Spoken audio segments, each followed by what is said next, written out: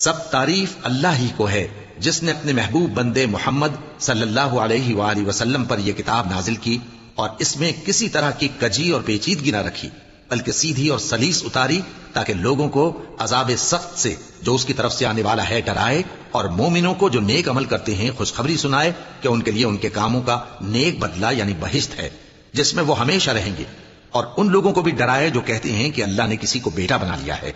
ان کو اس بات کا کچھ بھی علم نہیں اور نہ ان کے باپ دادا ہی کو تھا۔ یہ بڑی سخت بات ہے جو ان کے منہ سے نکلتی ہے، اور کچھ شک نہیں کہ یہ جو کچھ کہتے ہیں محض جھوٹ ہے۔ اے پیغمبر، اگر یہ اس کلام پر ایمان نہ لائیں تو شاید تم ان کے پیچھے رنج کر کر کے اپنے تئیں ہلاک کر دو گے۔ جو چیز زمین پر ہے ہم نے اس کو زمین کے لیے زینت بنایا ہے تاکہ لوگوں کی آزمائش کریں کہ ان میں کون اچھے عمل کرنے والا ہے، اور جو چیز زمین پر ہے ہم اس کو نابود کر کے بنجر میدان کر دیں گے۔ کیا تم خیال کرتے ہو کہ غار اور لوح والے ہماری نشانیوں میں سے عجیب تھے؟